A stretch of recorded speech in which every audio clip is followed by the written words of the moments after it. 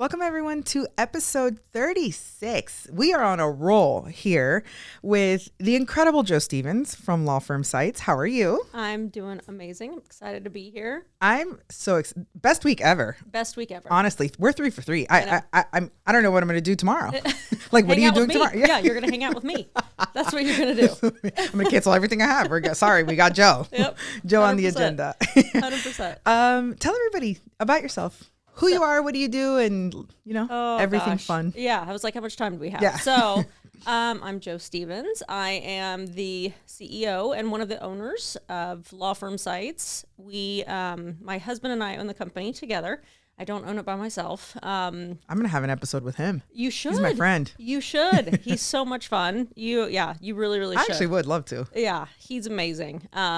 Amazing at sales, amazing at insurance for quite a while. Was a financial advisor. Oh, that's cool. So I'm like, you can talk shop that way. So I actually started at the company. So the company was founded in 2001 by the prior owner. Started it in his garage in Hawaii. I think it was a college project or something that he did it, and it just kind of turned out to be something great. I actually started at the company in 2006. I was at the time divorced, had a 1-year-old, needed a job, and I was answering a Craigslist ad. I was just looking for any sort of job I could do. My parents, I actually grew up in Georgia, and my parents owned a janitorial service, and I would go with my dad to clean offices, to clean, just to clean at nights and at 2 a.m., and so I knew how to clean. So I answered a Craigslist ad for a janitor, and that was at Law Firm Sites, and it was one of those that it just kind of was meant to be. The funny thing is, when I answered the ad, the previous owner responded to me, because I always keep my maiden name and everything. Mm-hmm. My maiden name is Fish. Mm-hmm. And he responded and he said, hey, are you Mel and Linda Fish's child? Are you from Alpharetta, Georgia? We're in Utah at this time. And I'm like, yes. Oh, God. Are you a stalker? Yeah. It was so bizarre. And he just said, he said, you don't remember me, but because I'm about 10 years older than you, but we were in the same church. Your dad was my scout leader. Wow. It was just kind of one of those weird, like, meant to be situations. And so he was like, absolutely, you can have the janitor position, because he knew my family and halfway across the United States. Wow. What a small world. Yeah. Yeah. It was one of those, I'm like, it's kind of meant to be. Yeah. And then, over 18 years or 19 years, worked my way up the ladder. And in 2020, I was the COO at that time. And the previous owner just said, hey, I think I'm done. I think I'm going to sell. And he's like, I would like to sell it to you if you want it. You've been running it the last few years. You know everything. Yeah. Right. And I drove home to my husband that day. And I said, hey, you're going to quit your job. And we're going to risk everything we have, including your motorcycle. We're going to need to sell that. And we're going to buy this company, and we're going to make it something amazing. And we're going to, be able to provide this service to growing businesses. And we're going to stay married, and we're going to make it awesome. Yeah. And he did not even hesitate. He said, let's go. He said, let's go. And, that was 4 years ago, in October. And our company has grown over 30% in that time, and we're still married. Yeah. So success. Look at you. Yeah. Yes. That's amazing. Yeah. So, I mean, short story long, but yeah, I'm like that's kind of why I'm here today. I love that. Your story is so incredible for so many reasons, right? Yeah. Let's dissect it a little. Sure. Right. Single mom at that point. Yes. Right. Yes. I don't know how the timeline's irrelevant, right? But just even recovering from a divorce, a 1-year-old going to do something like that. Yes. How did it go? How did it go from, what was the process from janitor to the next spot and the next spot? Not that you have to give me the timeline of each position, sure, of but like, what did you implement in yourself to accomplish the next level and the next level? Of course. So honestly, just kind of starting with janitor, that's one of those biggest jumps, right? Because I was actually cleaning the owner's home at the same time as well. So I was cleaning the office and I was cleaning his home for him as well. And it was just one of those, I was always early. I always stayed late. I always went above and beyond. I always did 1 or 2 jobs that I wasn't required to do, but I did it anyway. And then I think I want to say I was again, yeah, it's been a long time, but a year, maybe 2 years that I was cleaning the house, and then, you know, the receptionist position opened up.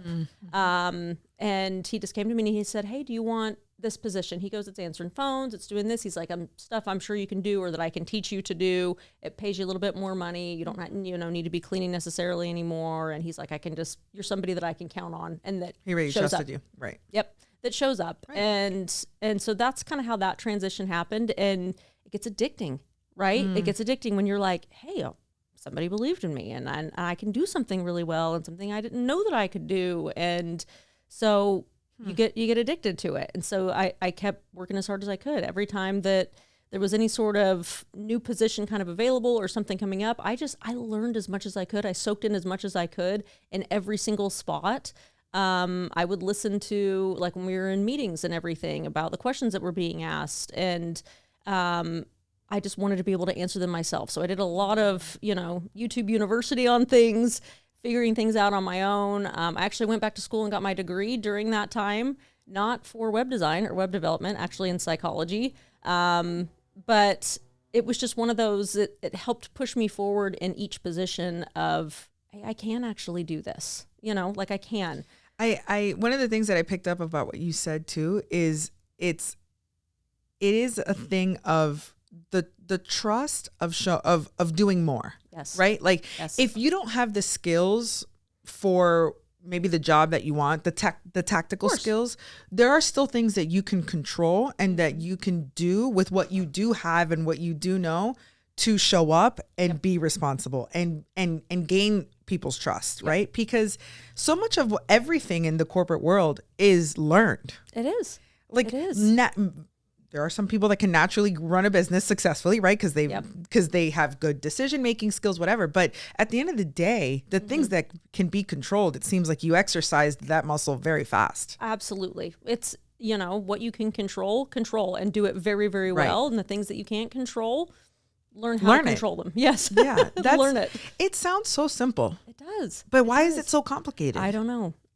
There's I don't know. There goes around to a lot of negativity in the world, and a lot of, I'm not appreciated for this, so I'm not going to do this. And you just got to get out of your own head and your own mindset of that.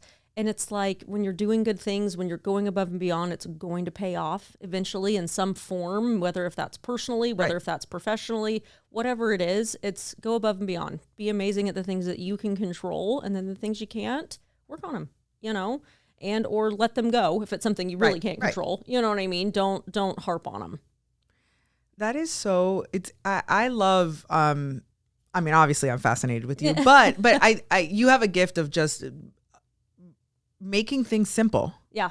Right? Like it's we talked about it too. We're both a part of the Daily Drip, and we had our candid conversation call together, and we talked about that, and you hit it on the head about doing things scared. Yes. Right. Yes. And it's you simplified it, right? Because everyone's scared. Everyone's in, like you said, when we talked about this even last night, like in our own heads, we're in our own way, things like that. Right. But like, if you can just propel, if you can control what you can control, learn what you don't know, and just have movement, really. Yes. It's the trifecta of success. Oh, it just is. I'm like, you don't think that I'm scared? I'm scared every single day. I'm nervous right now.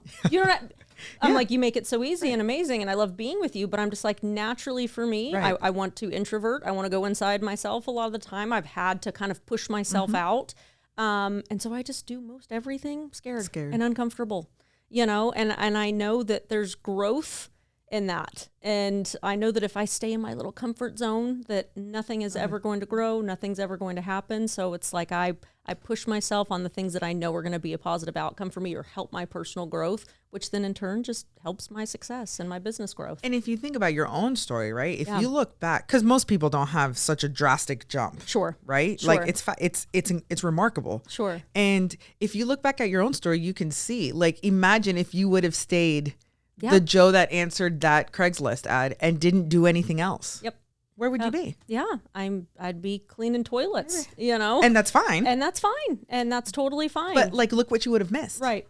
Right. I wouldn't be able to pay for my son's college right now. I'd be having to get loans to pay for his college. And, you know, so those are the things I don't take for granted. Right. Those were the things that I was working really hard for. And I was in a lot of debt at that time, just going through a divorce and not having a job. And, you know, my first husband, and he has given me permission to talk about everything. But I mean, he was an addict. He's clean now. He's been clean for 10 plus years and we're great friends. But it put us in a really, really hard position and financially. And so it's, you know, you got to be able to get through those. Right. You just got to keep going. Yeah. And a lot of the time, you just kind of mentioned earlier, I'm just making things small. And it just reminded me, I'm like, because I have a few kind of quotes and phrases that I like really cling on to that have really, really helped me. And this one is so random. It was on some Superman movie. I can't even remember which one. And it's Superman as a child. And he's learning all of his abilities and he's freaking out in his head and everything. And he's telling his mom and he's like, the world is just too big. Like it's too big. And she goes, well, then just make it small.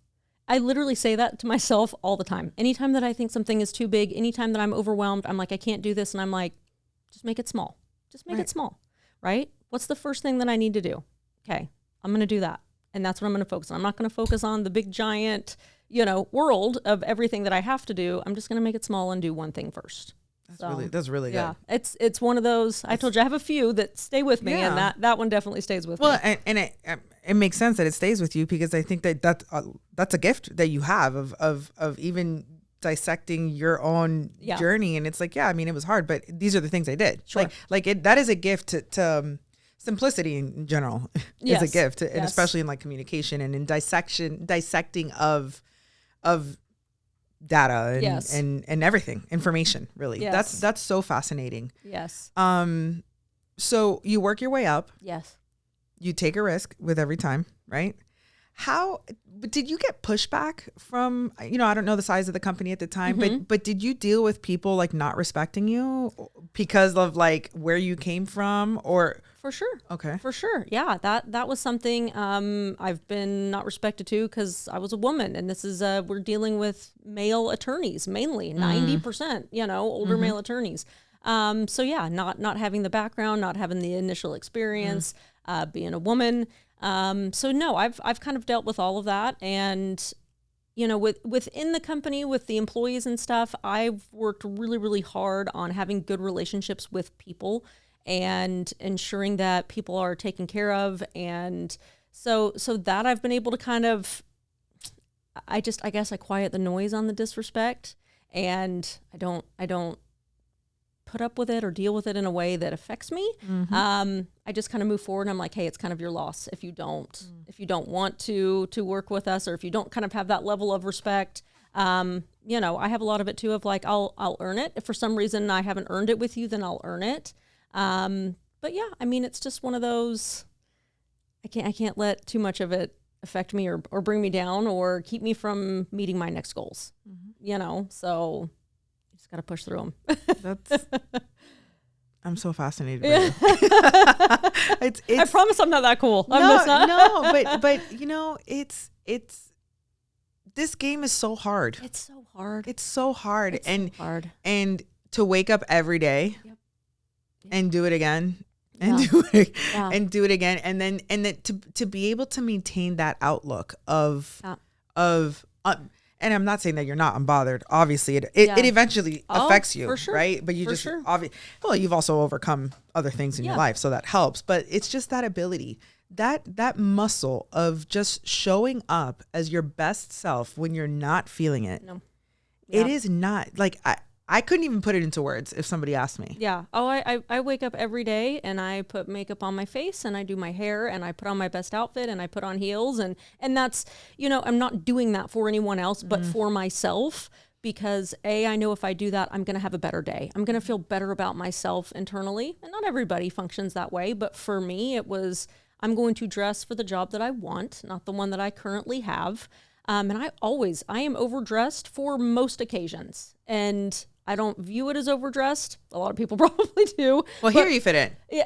South Florida, you're not overdressed. In Utah, I'm overdressed every single day. Every single day. Right. Especially people like, you when you're in business, why aren't you just in shorts? Why aren't you just, and I'm like, because I don't feel good when I'm like that. I don't feel as professional. I don't feel like I'm putting my best foot forward. So that's something that has definitely helped me with, honestly, and just kind of manifesting, visualizing the career that I wanted. If I wanted to be a CEO or whatever, I'm like, honestly, I never thought in a million years I would own my own business. Not in a million years. I had no goals of that. I had no dreams of that. I had goals and dreams of, I need to feed this child. I need to make sure that I don't ruin his life. You know, I need to make sure that I can pay for his schooling. When you become a mom and when you become a single mom, you make a massive shift in what your priorities are. And it was just one of those that it naturally became what it is. Because I found what I was good at, and I found a passion that I never had. It's funny because I'm like, I was always jealous of kids in school that knew what they wanted to be when they grew up. I want to be an astronaut. I want to build tree houses. And then, they grow up and have a successful business building tree houses. I'm like, I was just always so jealous of that. I never knew what I wanted to do. I had no idea. I got married really young. I got pregnant really, really young right after I got married. And then I got divorced. So it's that shift of... You almost didn't have time to even think about what... No, I was like, who am I? And what am I? I'm like, my goal is he needs to be fed every day. He needs to be taken care of every day. And I got to have a roof over our head. You know what I mean? It's like that's your blinders go on. Essentials. But, in all of that, number one, I have the best kid in the whole world. And he allowed me, just because he is such a good kid and was okay being like... alone when he needed to be alone. Like I didn't have to entertain him 24/7. I was able to find who I was during that transition and that growth. And as he became a teenager and being able to buy this business and make it successful. And it was just crazy, like our journey together, of helping each other grow. And I'm like, I wouldn't be here. I would not own this business. I would not do any of it if he wasn't the child that he is now, an adult. He says he's an adult. We both know he's still a kid. Yeah. He still calls for you, for sure. He calls me every day. Yeah, I love every day from college, every day. And I would be devastated if he didn't. So, but that's just one of those, this was never my goal. And it has become something that I will never go back. I love it so much. I love what I do. I love the people that I work with. I love the service that we provide. I have a question. Yeah. Sorry to interrupt you, but because it's about this, like the part that you love, is it the entrepreneurship part or is it the website part? Like would you build another business if you had an opportunity? Like, I just want to know, you didn't have a goal of what you wanted, but and you're in love with it. Yes. Is it both? Is it entrepreneurship? Is it? You know what? I would never want to start another business from the ground up, because I didn't start this one from the ground up. And I think that I love it so much too, because all of those years that were the building, that were the pain years too, like the early ones of starting the business, I wasn't necessarily a part of. I got to kind of come in when it was already moving and flowing. So no, I don't think I would ever want to start another business from the ground up. I would love to take on more businesses that do what I do and acquire those to grow mine that I have now. I love the website design part of it. I just kind of have more of a design eye. So I'm like, I love the actual design aspect of things. And I just love seeing like my clients succeed, right? I'm like, in this day and age, all marketing leads back to your website. All of it, 100%. Anything that you're doing, it's going to lead back to your website. We live in that day. And I love being that foundation for people. I love making that website, that one main thing that people are all going to come back to, and making it just absolutely incredible, and helping see their firm, their business actually grow. You know, that's what I love. Okay, that's cool. Yeah, it's great to love both, right? When you love the journey of building a business and then the industry that helps. Yes. Let's talk about websites then. Yeah. What is obviously, I feel like if you own a business and you don't have a website, what are you doing? How do you run a business? Who gave you the keys to open a business? Yes. Right. 100%. Like, so we don't need to get granular as to why a business needs a website. Right. But give us, the rundown on like what makes a good website for a business. What should a business owner that maybe doesn't know the ins and outs, or like maybe when they're interviewing a website provider, right? Like, what should we ask? How do we know who's a good one? Yeah, of course. Because there's a lot of bad ones. There's a lot of bad ones. I was going to say good. So yeah, there's more bad than good. It is. It is a very easy business to be very bad at and be successful. Yes, it is. And it's one of those, I'm out fighting for my life a lot of times. I'm sure. And honestly, that's, why I put my face on absolutely everything too. Cause I'm just like, guys, that. you can talk to the CEO, you can talk to me. I have no problem. Like I will put my reputation on all of it.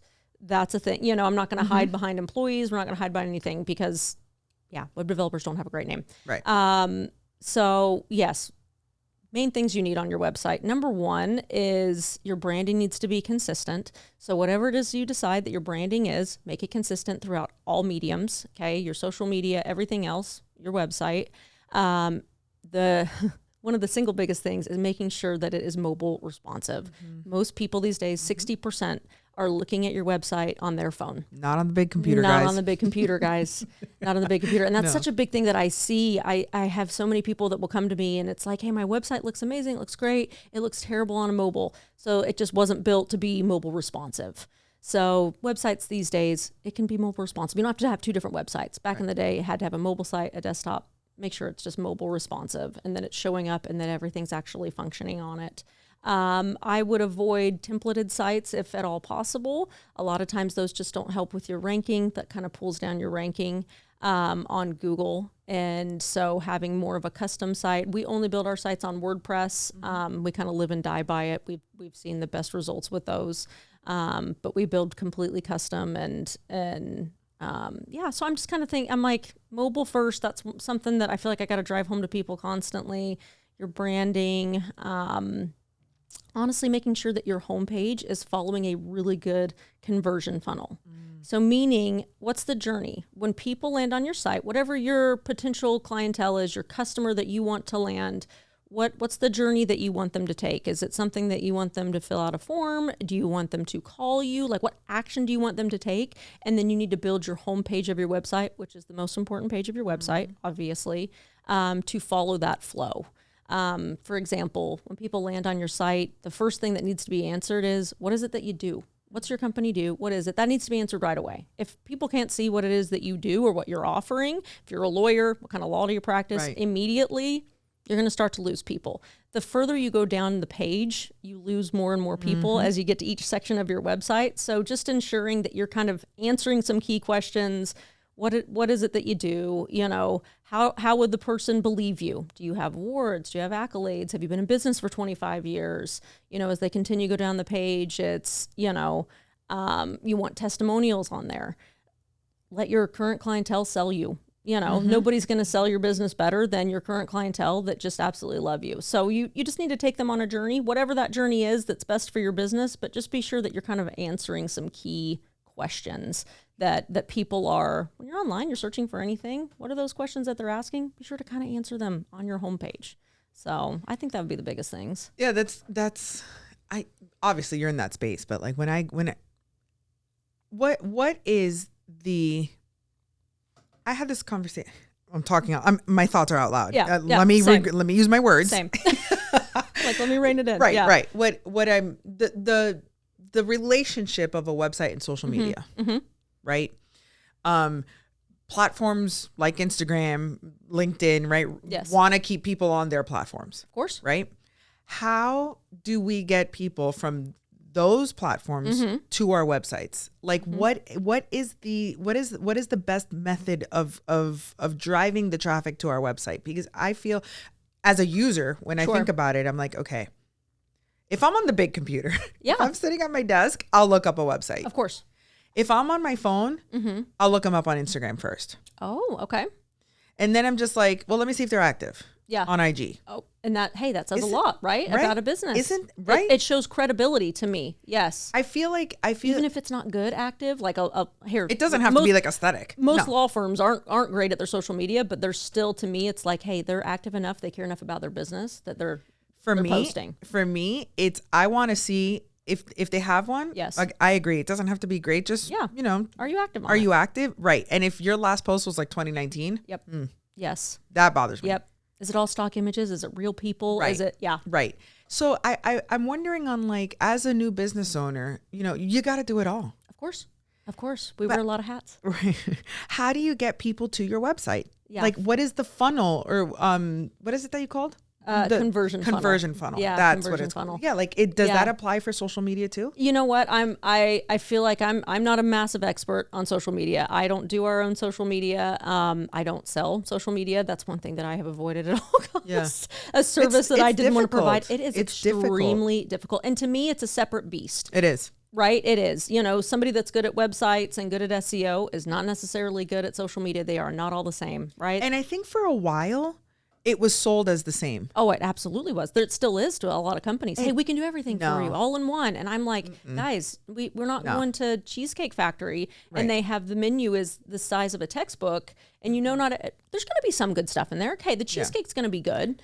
But The salad's good. Yeah. They have a good salad. But then the 57 other menu items are going to be mediocre. So I kind of view it that way. I agree. But I agree. And I think that's marketing. why, I do think that's why there was a weird time where, and I think that's maybe why some of them, the industry that you're in has gotten a bad rap. Yes. Because how can you promise all these results? First of all, new business owner that is listening, the SEO game is a long game. It's a long game, guys. It is a lot of, Years. it's money up front and you don't get it for a long time. Years. So that's hard for people to understand. And that's on the website side. Social media, the algorithms are not the same. No, they're not even close to the same. Nothing is the same. They're not even close to the same. They're literally siloed. They don't work the same. And just when you get it and understand it, they change it. It changes. They change it. Google does on us all the time. That's what it's like my staff, and we are constantly learning. We are constantly growing because that algorithm, it'll change again in another 2 years, or, you know, it's what was working 20 years ago for SEO, which was, you know, people were buying up every single URL that went with anything. It had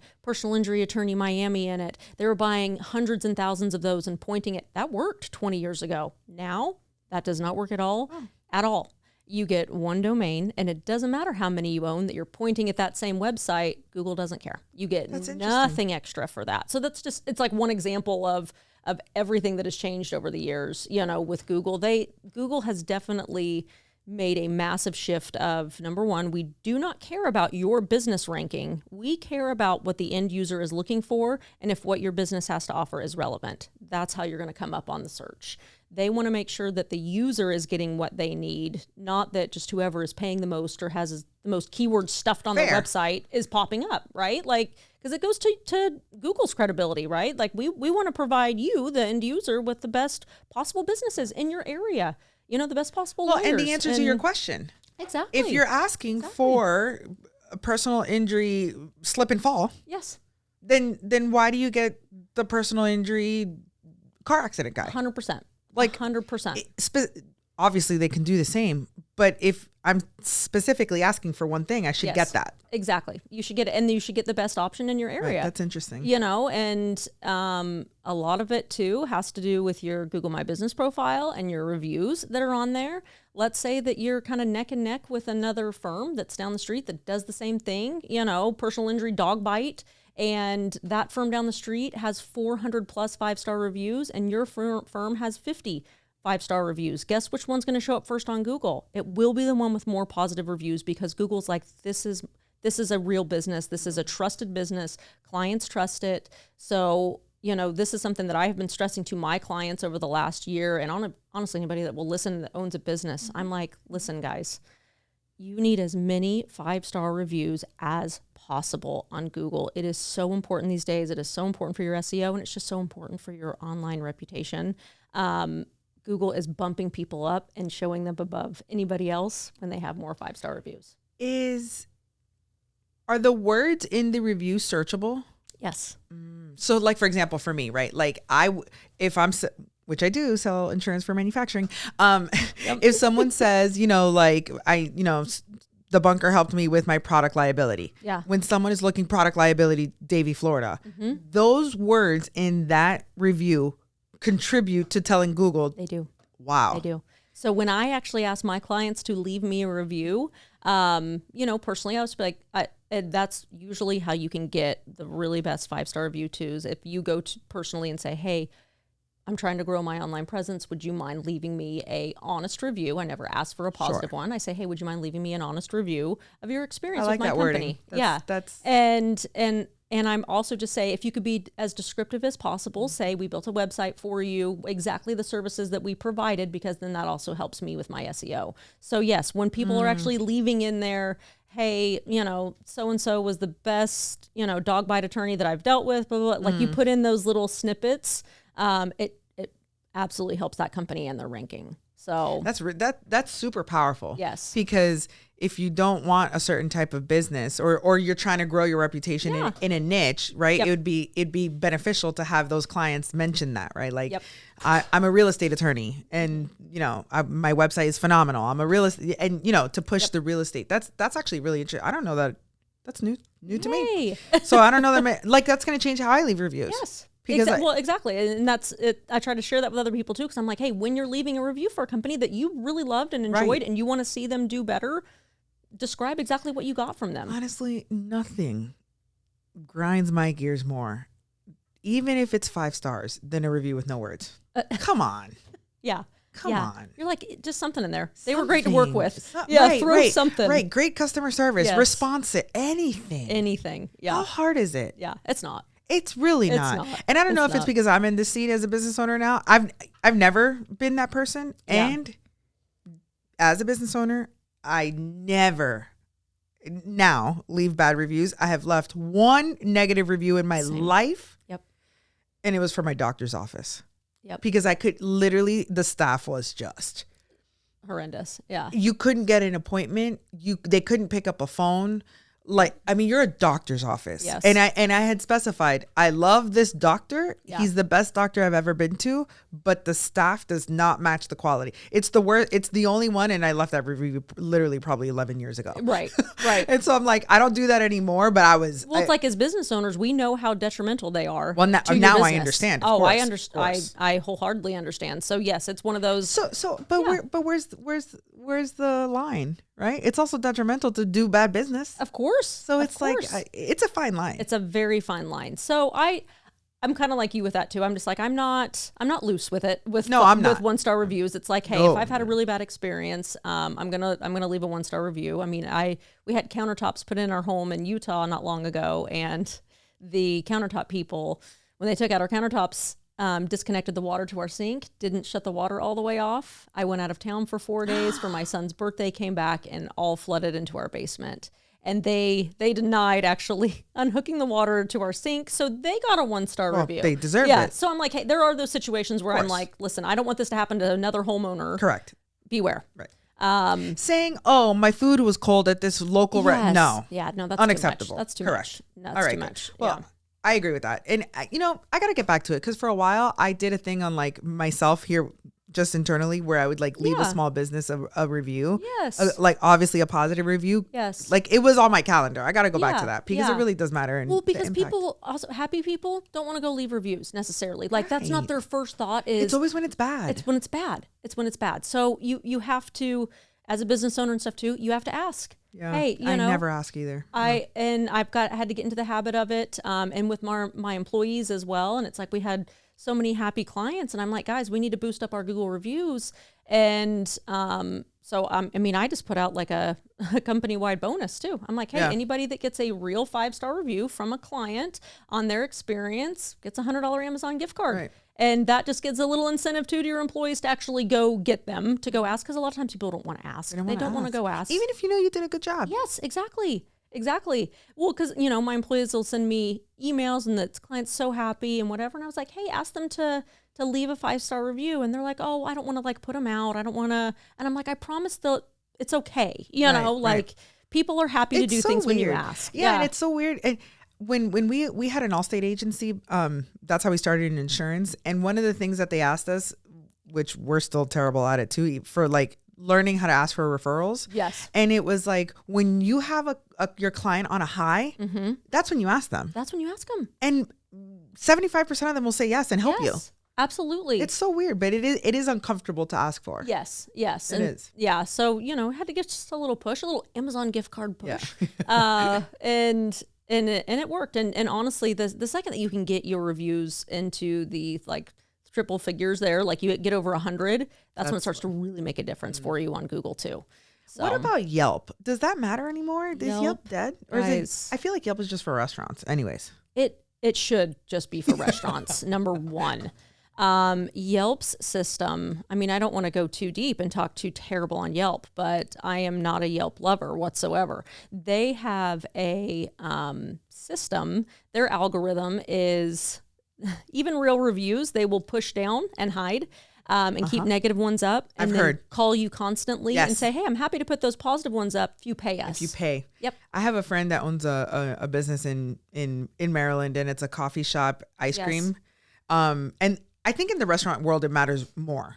Oh, of course it does. Because people use it to like search pictures and stuff. Yes. And I learned that from their experience, because they were telling us that, we all went there, took the pictures, we did the thing, and Yelp, that they were being harassed by Yelp, called to pay to like reorganize it. It happened to us before I bought the company. So it was probably 6 or 7 years ago. I remember with the prior owner, because I'm like, he was so upset. He was so mad. And we actually made a push with our current clientele to ask them to leave reviews on Yelp instead of Google, because we were trying to build that up, because there was 1 or 2 bad reviews that went on there. One of them was like an old employee from like 20 years ago that was leaving a review.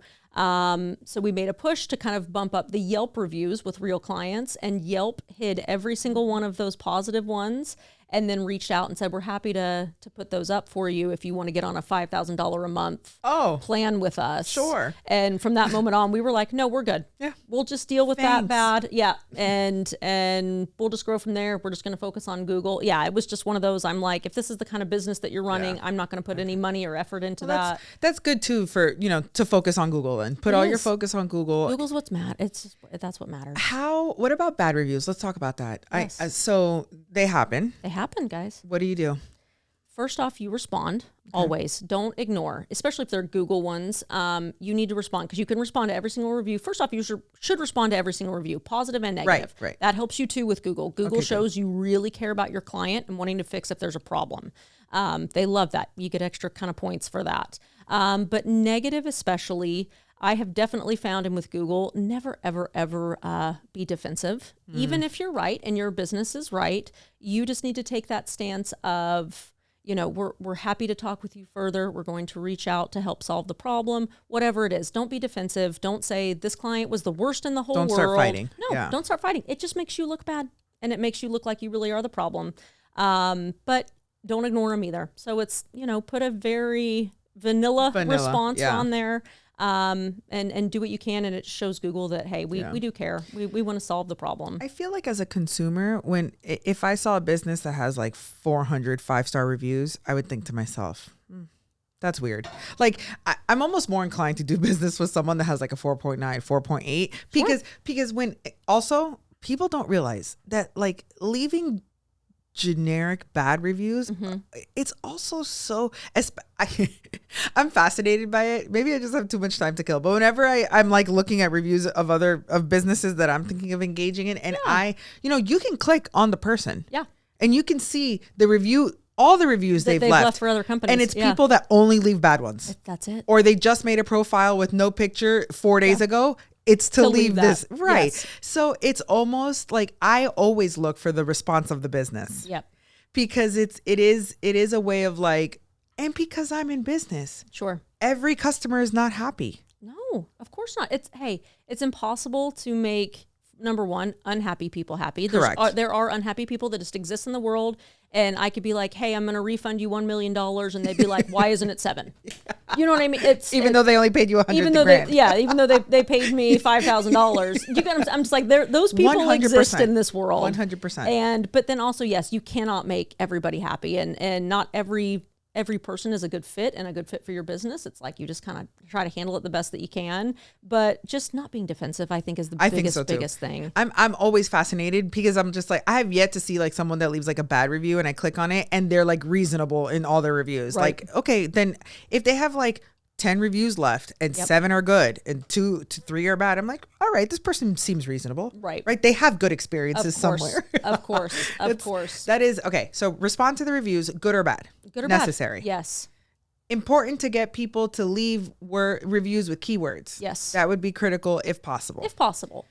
What about the like review trains of like, leave me a review. Does Google care if it's too much at one time and then none for 6 months? Yes. Yes. that you'll start to, you could get flagged for sure. For some reason, you know, January, you have 100 reviews and then you don't have any past that. All of those won't get through, you know, like they won't even, Google starts to get very funny and stuff. And we've had real reviews. I've probably had over 20 or 30 the last few years that don't even get posted that are real. Like my client will send me a screenshot. Hey, I left it for you. And they're able to see it on their end, but it's not showing up on mine for whatever reason. Google's just they've got weird rules. They've got stuff they filter out, even if it doesn't make sense. But you're only as good as your latest review. Let's be honest. If you're looking at a company too, and the last review was from 2020, you're like, well, what have they been doing the last 4 years? I would think they're closed. Yes. Yeah. So having like a consistent flow, getting one a month, you know, at least. So if you've got bulk 1 month, but then making sure that you're still getting 1 to 2 per month moving forward, that shows Google, number one, that you're still in business and running a good business. That shows the end user that's looking you up. Hey, they have a consistent stream of clientele leaving them positive reviews and are happy with them over how many years.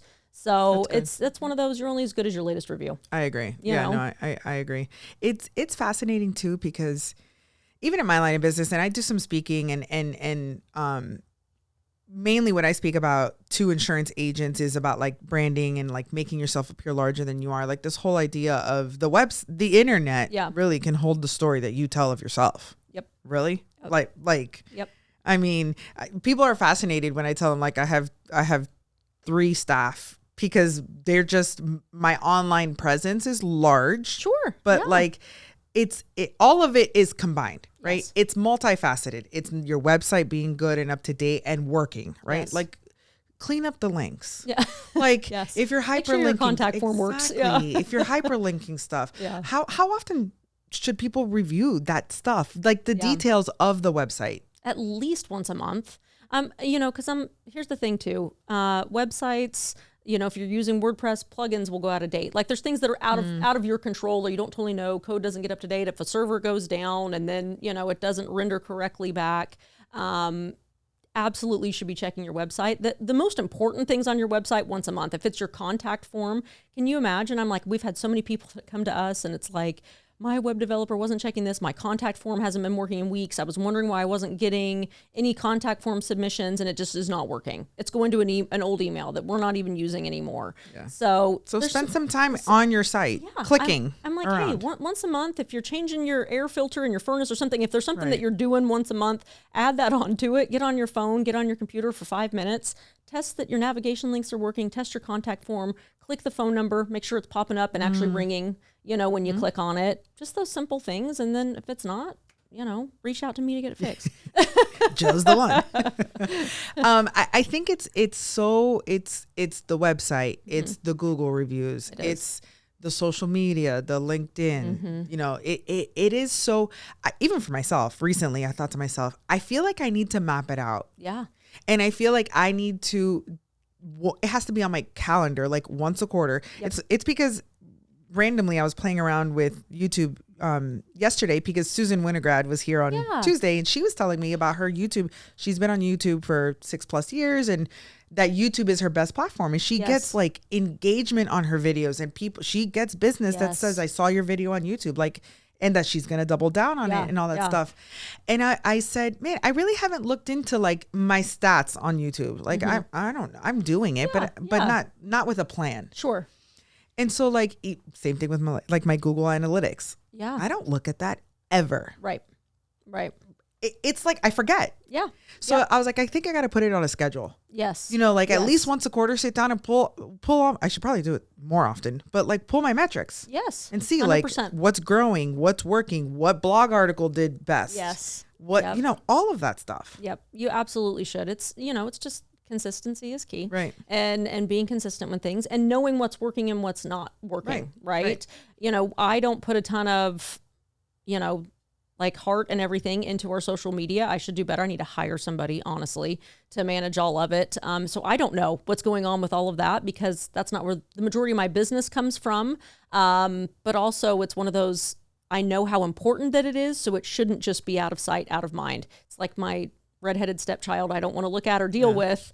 But you need to know. You need to be at the forefront of it. I need to understand what's actually going on. There needs to be a decent plan for things in place. Hey, this post actually did really well. Right. And the funny thing is duplicate that, it. Yes, exactly. I don't post a lot to my own personal social media. I'm just not a huge social media person.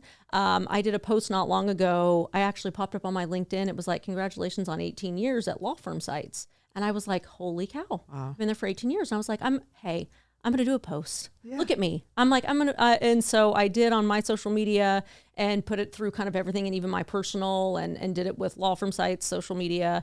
And I'm like, and it did amazing. It did amazing. And I just couldn't believe it. And it was, and I think a lot of it, like you and I were talking about last night, is just being real and who you are and putting yourself out there. I think personally, I've told you a million times in 3 days, I'm fascinated by you, but I think that you have so much to say, and you have, even the girls that we met last night. Yeah. Right. Yeah, they're new in corporate, yes. Right? Like on this journey of wanting to meet other women that are doing it. I was looking at them last night, and even on my drive home last night, I thought to myself, man, like it was so refreshing to see such young girls. Young women, right? Yeah. And like putting themselves out there, right? Yes. The one girl had just moved to Miami on Monday. Yep. It was Thursday, and she was at her first event looking for what we've built. Yes. Not just business-wise, but community-wise. 100%. Right? And I think you're missing the boat. And I think that you need to share more about your life. Yes. A day in the life. Don't let my husband hear you say that. He's been saying it for 4 years. Oh, you should listen to him. I'm telling you, it's so compelling. I mean, if you did it, I can do it. Right. Oh, hey, anybody can do it. Guys, if I can do it. But we need to see it. Yeah. I'm like, if I can do it, anybody can do it. You just have to, again, it's another one of those a little controversial things, but it's like, I like to be really honest about it because it led to my success. But I'm like, I've worked 70-hour weeks and 80-hour weeks and not been paid for them, but those are those things that show and prove to whoever you're working for yourself, or, I'm like, you're going to have a solid 5 to 10 years in the weeds, in the mud, tired, and you're going to miss your kids' events or family events, and not all the time, but I'm just like, you're going to sacrifice. It's a season. You're going to sacrifice things that are very important to you for something that is a bigger picture. And you just have to answer, is this what I want? Because if it is, then you have to be okay with sacrificing those things. I miss swim meets, that I didn't want to meet, and it broke my heart and it made me really sad. But, but now it's... Yeah, but now you're able to pay for your son's college. But now I can pay for my son's college, and he doesn't have to go get a loan. And, you're setting him up for life. Exactly. And I do feel like through all of that too, I've taught him, hey, being there for the really important things and overall, and building a future and a home for your future family is so important. And one swim meet is just not the end of the world. I love you and I miss you, and I'm so sorry I missed it. But that's something that people have got to sacrifice, and it sucks. And I have no idea what work-life balance is. I don't. I work when I need to work. I live my life when I need to live it. It's getting to a better place now, right. But I'm saying in those early days, it's the season. You are in the season of reaping the benefit of your sacrifice. 100%. You're not going to wake up and start a business and have work-life balance and everything be cupcakes, And for the record, to the people listening, Joe is on a plane.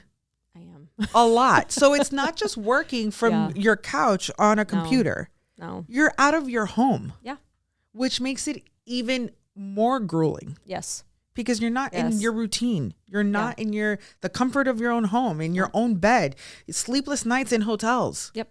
Very different. You got to learn to kind of work from anywhere, be adaptable from anywhere. You have to be disciplined. You do. To do that. You do. And it's, I work on a plane a lot of the time. Like you said, my husband and I added up, because this is our last trip of the year, being here in Florida, of how many flights we've taken this year alone, and just single leg flights, right? Not even round trip.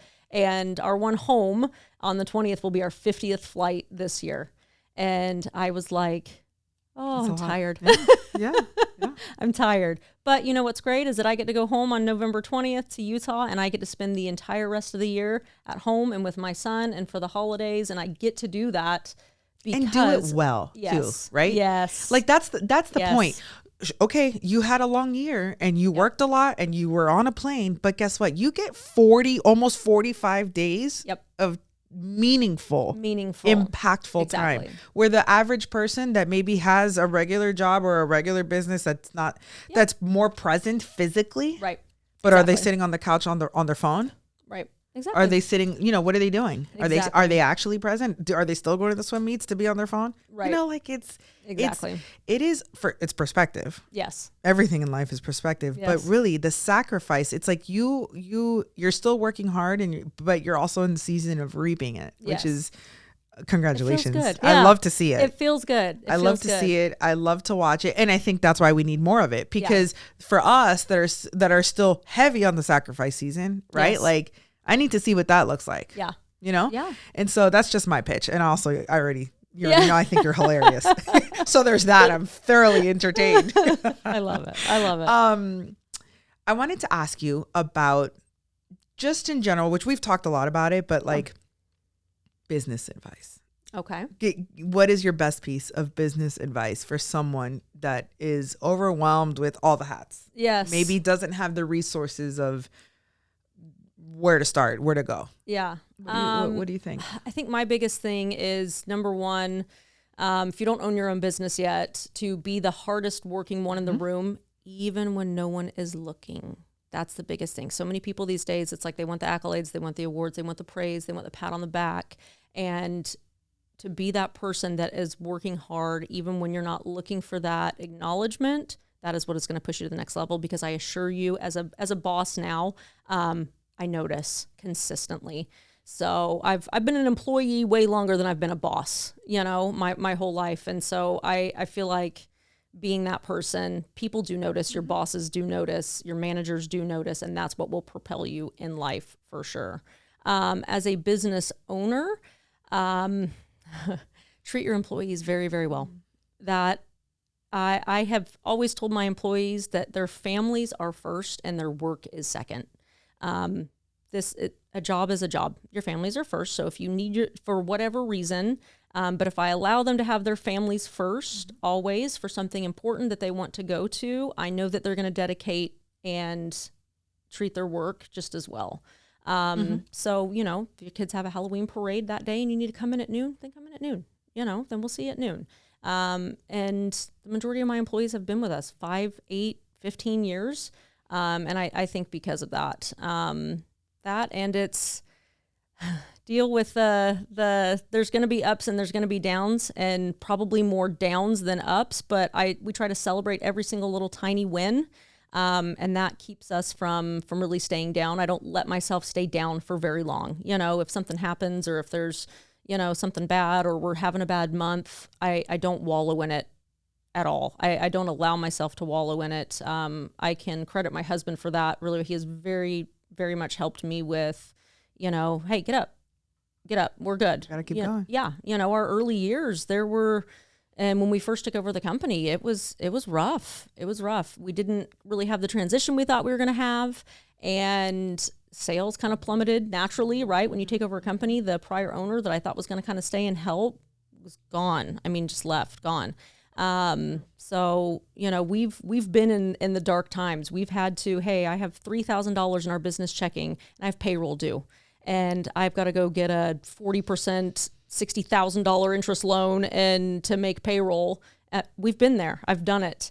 And those are one day. You get what I'm saying? So it's Absolutely. Like, just don't allow yourself to live in those and wallow in those and it become your identity. And I always tell myself when I'm having a bad day, I'm like, tomorrow's a new day. Tomorrow's a new day. I have a friend in my space here in insurance. He's in Miami. He owns an agency. And I asked him that question at a convention that we were at recently. Like, what is your best piece of business advice? And he said, to your point, very similar. Yeah. And he said, the best of the days don't last and the worst of the days don't last. Yep. Tomorrow's a new day. Yep. So if you're running high, enjoy it. Yes. But no, it doesn't last. And when you're really low, yes, get through it, because it doesn't last. It's Tom Hanks said it not long ago. I saw it on a reel or something, and he was like, "This too shall pass." Mm-hmm. when you're in good times, this too shall pass. When you're in bad times, this too shall pass. So it's one of those, you're never going to stay in it, whatever it is. So just making that positive next step and next right move, moving forward is the best that you can do. It's just don't ever allow yourself to wallow in the bad times, because we've all been in them and we don't all talk about them all the time, but I promise I've been there. Yeah. I've had sleepless nights. I've had, what are we going to do? And how are we going to pay people? And how are we going to do this? But you make it through, right? You just make that next best decision and you make it and you move forward. Yeah. I could talk to you forever. I have so many questions. 2 really quick ones because you've been here and I know you gotta, you have other things to do today. Yes. I know that you have your niche in law firms, right?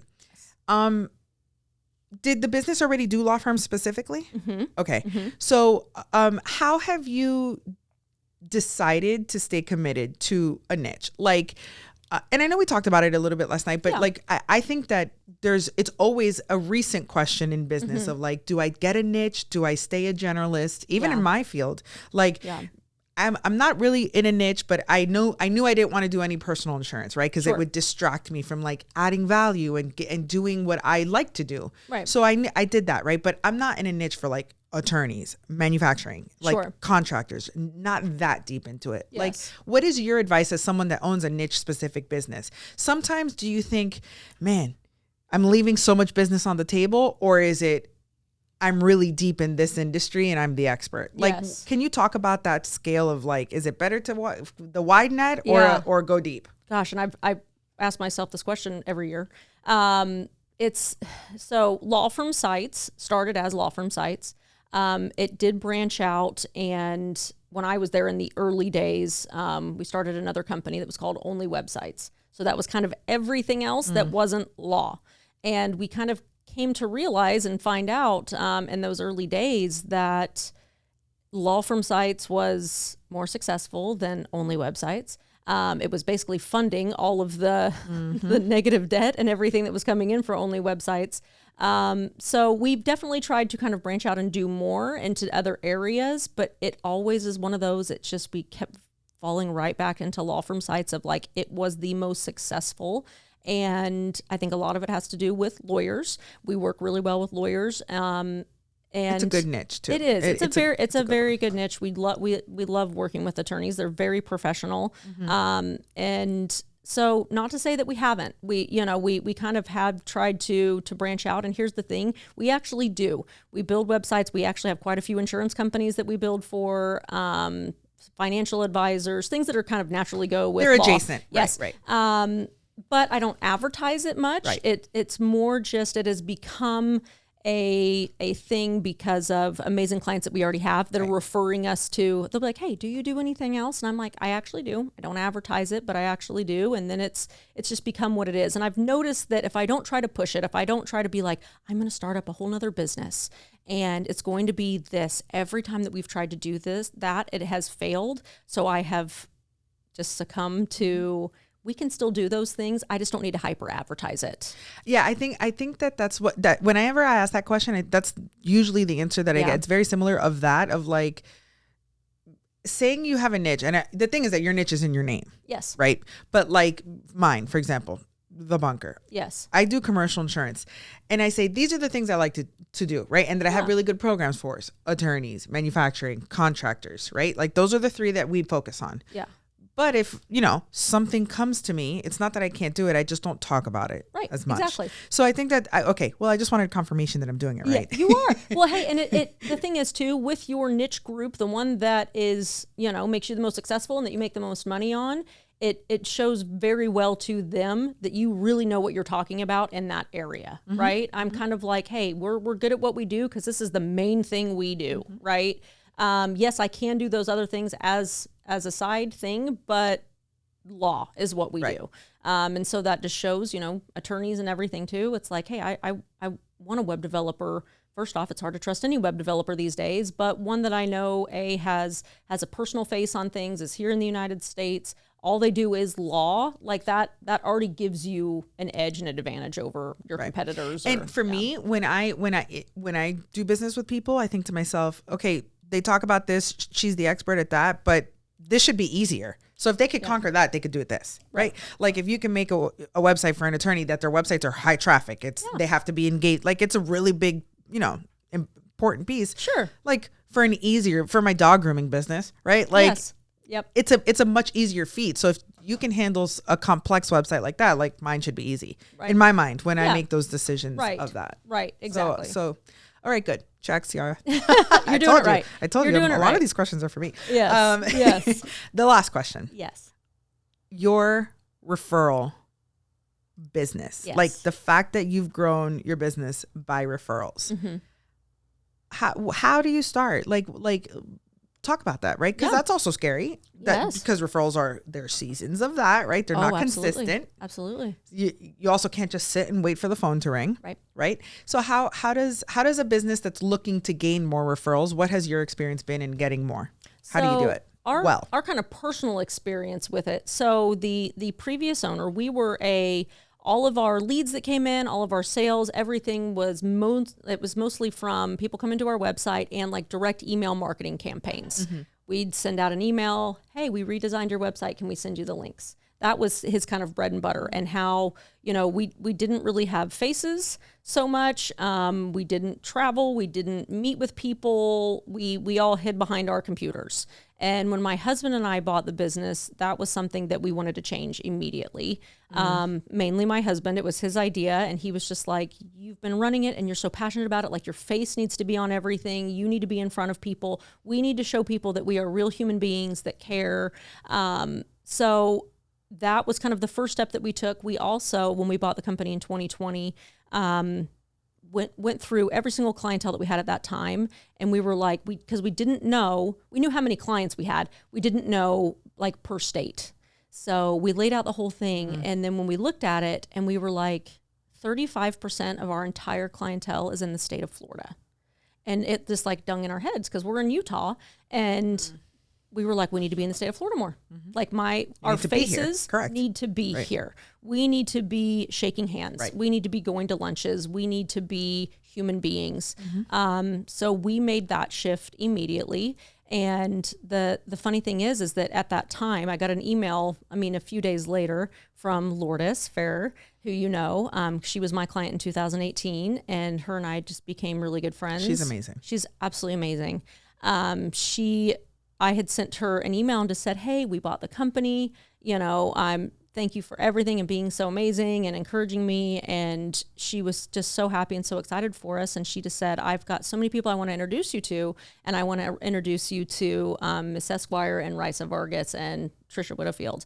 And it's literally all kind of started from there. Mm-hmm. And I owe so much to Lourdes for all of that, like her just believing in my company. And this was a lot of the getting out of my comfort zone, and I'm terrified. I was terrified to get up and go speak to people or be face-to-face. I'd never done it before. We were behind computers in Utah. We were still real people. We talked to people on the phone and stuff. But you had a relationship with Lourdes, right? You had that relationship. Exactly. It was, it's easy to do that behind a computer. So the second that you start to form real relationships with people and you nurture those relationships, that's when your referrals just absolutely skyrocket. You give that personal, I still am in contact with a lot of my clients. Yes, I have a staff of over 20 that, build the websites, do all of that. But I personally know thousands of my clients, by name, and I'm friends with them and, invited to their kids' weddings. And it's that is how you grow those referrals, is having those personal relationships with people. And they want to say to their friend, or when a friend comes to them, it's like, hey, I need a new website. Do you have somebody? Yes, I do. You need to contact Jo Stevens. She's amazing. I think also to the niche point, that's why it's valuable. Yes. Right? Because you had Lourdes, an attorney. Yes. You had a great relationship, obviously a great product. She believed in you as a person when you were an employee. Yes. So she, of course, the celebration aspect of it, it's beautiful. Yep. But like that, I think that's the sauce and the success of being and talking about your niche and focusing in that and doing that industry deep, because all it takes is one. It takes one. Lourdes was your one, she right? She was my one. Miss Esquire is a group of 10,000 attorneys that she's a part of, that she introduced Jo to the owners. Yes. one introduction. Yeah. Not to negate all of your hard work, right? Right, of course. Everything, your entire story, your hard work, you're showing up, you're doing more, you're feeling good about yourself because what I've learned, what I've heard from you, which I always knew, but all of this, it's like your story, you always had pride in your work. Absolutely. And not the bad kind of pride, not the arrogance pride. Yeah. No, it didn't, cleaning to CEO. Yes. The pride was there. I was going to deliver something incredible. That is, your toilet paper was going to be folded into a triangle when I cleaned that bathroom. You know, it's just like I'm like, that extra step is going to be taken. That extra care is going to be taken. I care way more about the client being happy, the person being happy, sometimes to a fault, you know, and then over my own self on things. You know, I want them to be so happy and so satisfied with their product and whatever that they're receiving. I want to over communicate with people consistently. I just want to ensure at the end of the day that I have delivered on what I said I'm going to deliver on. Honestly, I want to under promise and over deliver consistently for the rest of my life. That's just been kind of our motto on everything. And that is what has grown our referrals, and me just being a face and networking more and putting myself in the uncomfortable situations where I'm like, I don't know anybody here. And what do I have to say? I'm no one. Guys, nobody wants to hear what I have to say. I promise. Not true. But right? I feel everybody it. No, feels that way. Everybody feels it. And I want to get that out there constantly. I'm like, guys, everybody feels that way. I promise. I feel that way all the time. I might show that I exude confidence, but that's just one of those, you kind of have to do it. I'm like, sometimes if I'm doing it, I'm going to believe myself that I have it. but circling back, and that's why all of this makes so much sense. And you're a testament to walking the walk. Yeah. Right? Because you know yourself well enough that you dress for yourself. Yep. You dress for success because it makes you feel good. Yes. And if you feel good, that when you walk into those rooms, you're uncomfortable. That's one thing that you're not uncomfortable about. Yep. Right? You're not going to walk in and be like, oh my God, what am I wearing? Oh my God, why are they? No, you are showing up as your best version of yourself. Yep. Absolutely. So it's Always. funny because when I started recently speaking and I had already started losing weight, I told myself, man, a conversation that I had with myself, and I know the weight subject is very sensitive, but I can talk about it because I have been overweight all of my life. Yep.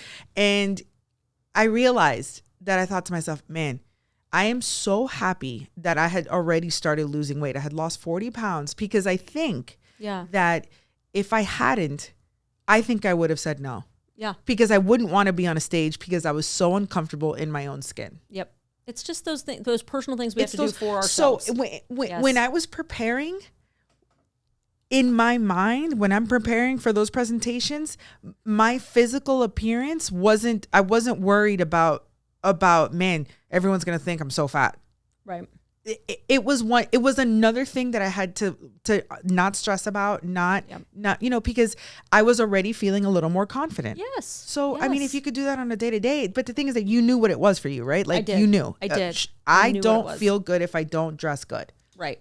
Right. I'm like, I'm not going to, if I'm not taking care of myself there you go. and investing in myself, I'm not going to invest into this job or this, whatever it is I'm working on, And it's so uncomfortable, right? So if you're going into these positions of like meeting new people and now you're the face when you're behind a computer for so many years and doing all that and now it's perception, it's all so intertwined. It's so intertwined. It absolutely is. But I cried many times when we first came down here, just so you know.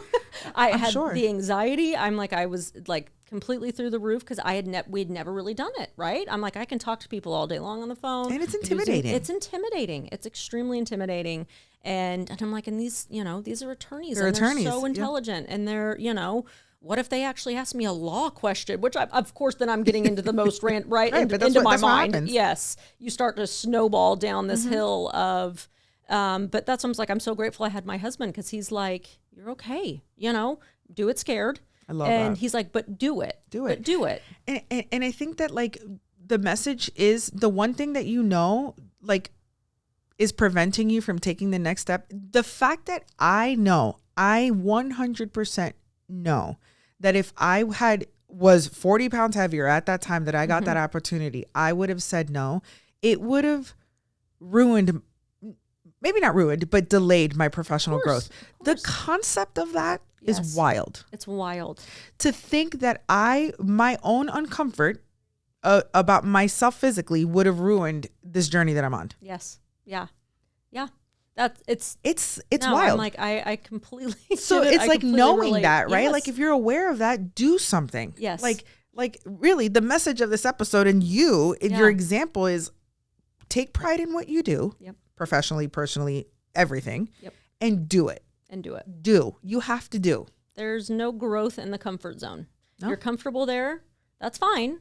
But you're not going to grow and be something more if that's what you're wanting to be. You know, I'm like, if I'm comfortable, you know, just staying in my office with my employees and not getting up and not speaking and not putting myself out there, that's fine. But my business would not be where it is today if I did not take that step. You're not going to reach your potential. No. Your maximum potential will always be unknown. Yep. That's what it is. So it's like that day of our candid conversations, yours was do it scared and Yes. mine's comfort kills ambition. I love it. And it goes so well because we're both living our versions of that.